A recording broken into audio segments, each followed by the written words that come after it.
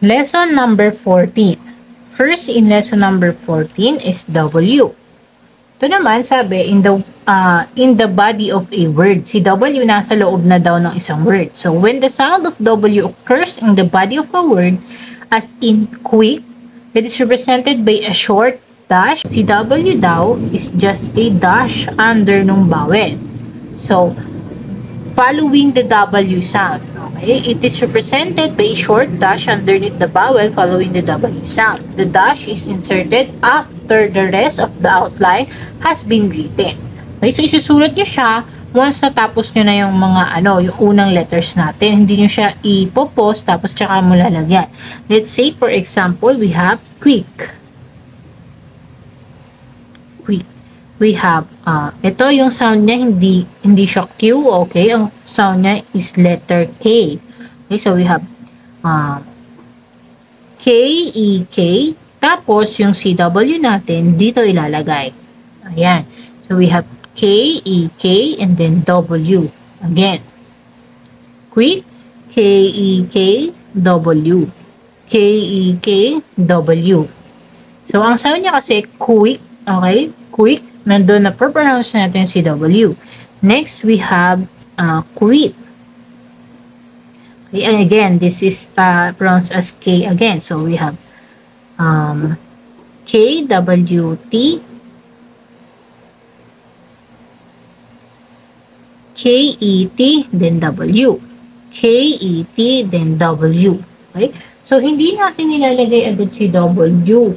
Nilalagay natin siya after nating matapos yung strokes natin. Kasi hindi natin pwedeng i-pause ito, tapos i-insert si W bago tayo mag-proceed sa next letter. Dapat matapos muna natin ng smooth lang yung una nating mga letters. Okay? So, another example tayo. We have twice. Okay, twice.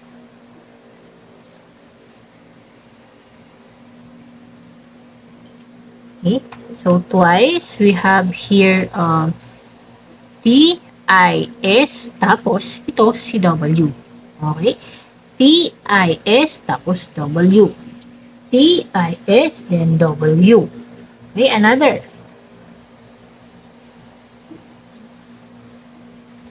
We have the word hardware.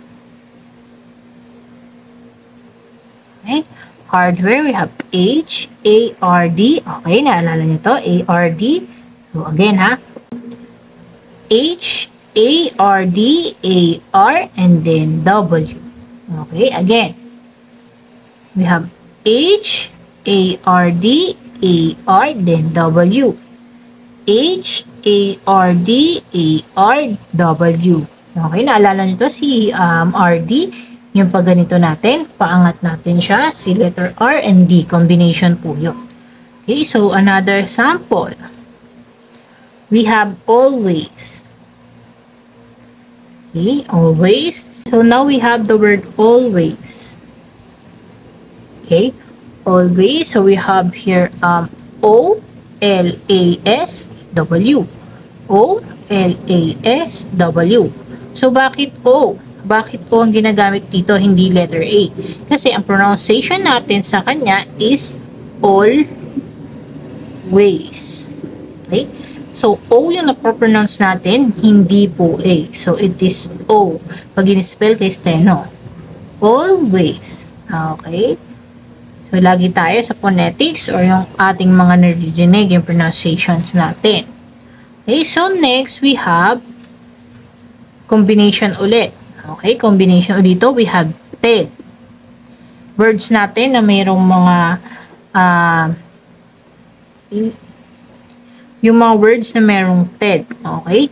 Ang stroke natin dyan ay isang mahabang line pataas. Okay? Para siyang slash. Okay? So, mahaba po siya.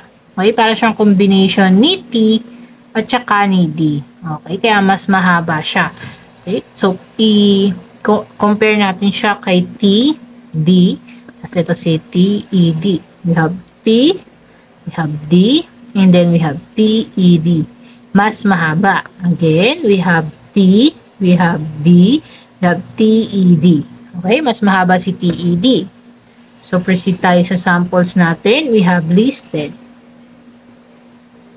Listed, we have LES. We have LESTED. Okay, listed. Again, LESTED. Listed. Another. We have tested.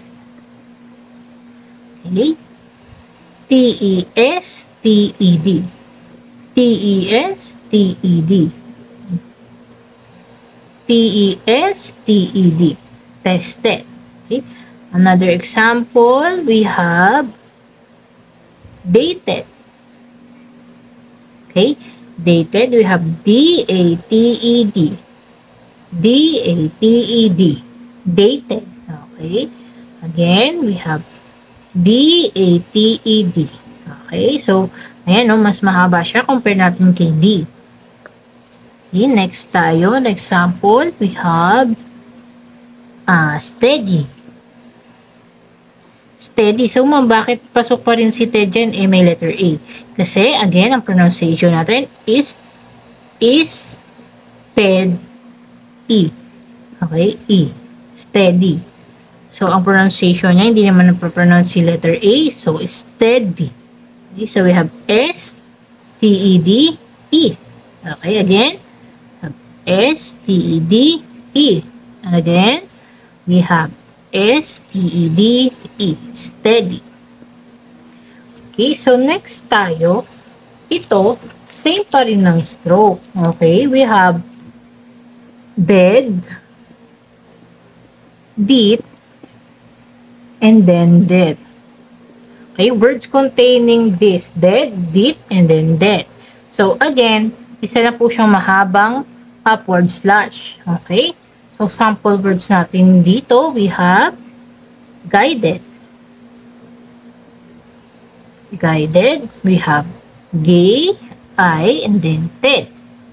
Again, we have gay, I, and then dead. Okay? So, another sample. We have graded. Graded, we have gay, R-A-D. Okay, again, we have A-R-A-D. Graded. Another. Next tayo kay deep tsaka dead. We have detail. Detail, we have dead, A-L. Okay, again, we have dead, A-L. Okay, so again, we have dead, A-L. Detail. Okay. Next, we have debtor. Sa debtor, okay, kaya siya pasok kasi si letter B, hindi naman natin na-pronounce. Okay, it is pronounced as debtor. Also, si O, hindi siya na-pronounce kasi meron tayong tinatag na parang na-o-omit po natin yung mga letters. So, debtor, meron lang tayo ditong det, and then or. Okay, so we have det, then or. Again, we have det, and then R. Again, we have det, and then R. Debtor. Okay. Next, kay deed. Okay, kay deed, we have naman credit. Credit, we have K-R-E, deed. Okay. We have K-R-E, deed. Okay, credit. Another example, we have edit. Edit, we have E and then did. Okay, simple as that. We have E and then did. So that is our lesson number 14.